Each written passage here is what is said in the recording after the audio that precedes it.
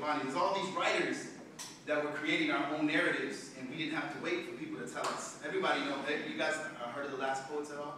On that Kanye track, on the corner, the sample from that, on the corner, it's like, that's actually The Last Poets, that's the poetry. And also, you know that Biggie song, that party and bullshit, that's actually The Last Poets.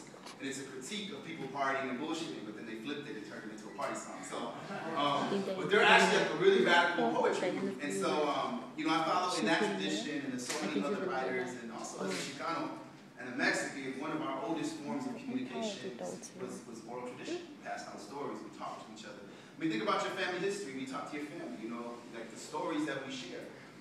So poetry for me is that, but it's also a tool to be able to educate, to have conversations about things that we don't want to talk about. A lot of times we don't want to talk about certain aspects of our identity, certain aspects of who we are, and also the contradictions. You know, we want to kind of like try to sweep them under the rug and forget about them. So the next piece, if it's cool, I can do a poem for you. It's a little bit slower. It's actually like a more traditional poem. But I like this poem. And the reason I like this poem is just the story of using a tradition. So anybody familiar with the Zapatistas? Anyone? A few of you? Okay, cool, that's good. So the Zapatistas are a group of indigenous people that are fighting for autonomy. Basically, they're just fighting for their right to be able to have their own culture, tradition, language. Because just in case you didn't know, Mexicans don't just speak Spanish. We speak a lot of different languages, a lot of indigenous languages. And that group of people are Mayan people, and they speak a Mayan language. And so they have a tradition where they pass down stories. So I took a story from them because they're inspiring, because they also have been fighting against the Mexican government. They've also been fighting about U.S. influence in their country. And this story is called The Seeds of a Mexican Farmer. You don't have to be Mexican to relate to it, because I think there's a lot of humanity within the poem.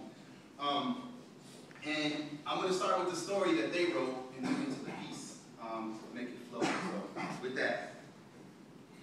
A story from the Zapatistas, which has been passed from them to our ancestors, and so on and so on. It may not be told exactly in the same way or said in the same tongue, but the Spirit speaks to us now as it did then. In a long ago village, there was a man who planted seeds high into the mountains, and every day he would be busy planting. And many in the community would ridicule him, ask him, how can you plant seeds all day? Seeds that you'll never see grow. But it didn't matter to the man. The crazy old man, they called him. And he would just plant and plant. And one day the old man died, and he was forgotten. And years passed, and some children went high into the mountains. And there, to their amazement, there was a beautiful forest. The children went and got their parents, and they all returned to the mountains, and the parents asked them, who could have done this? Who could have planted this beautiful forest in the mountains? How could this be so? So they all returned to the village to find the oldest member of the community. And they asked her, who did this? Who planted this beautiful forest? And the old woman thought, and she thought, and she thought, and she remembered. Oh, it was a crazy old man. We used to call him the crazy old man who planted. I remember every day he would be planting. So the community, after a short discussion, decided to honor this crazy old man. Because in the winter, the trees that he planted kept them warm. Its canopy in the summer kept them cool. It sheltered them from the wind. Its roots held the earth in place so they could grow crops, and the crops nurtured their bodies.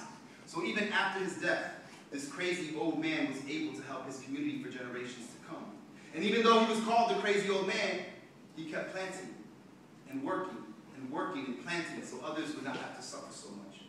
So plant seeds of resistance, no matter how feeble they may be. Plant seeds of change, let them grow to cover our pain and sorrow. Plant the seeds to unify the people of the Americas, the people of the world. Plant seeds to grow a canopy of change, a rainforest of hope, a flower of love, a garden of peace. Plant seeds for justice, equality. Plant seeds for indigenous rights. Plant seeds and toil, struggle, nurture and love them so they may grow, so our children may eat of its fruit, so it may cleanse our bodies, so the fruit may heal us. Plant seeds so our air may be clean, so we may drink fresh, sweet water. Plant seeds to destroy imperialism, global domination. Allow its branches to change and break through the concrete and twisted steel of iron. Plant seeds so we can dream of a new world, so when its leaves we can hear the joyous voices of freedom, so when its flowers we can see the beautiful world, so when its branches we can feel the reassuring strength, so in its trunk we can stand firm on who we are, so in its roots we can remember our past and where we have come from. Plant the seeds, nurture them, water them, speak to them, love them. Plant seeds, let them grow. Let us plant seeds with the rest of the world and be an example to all. Plant seeds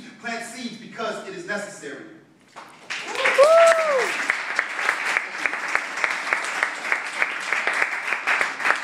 It's really important wherever you're at that that you can impact the world. One of the biggest lies we're taught, especially young people are taught, is that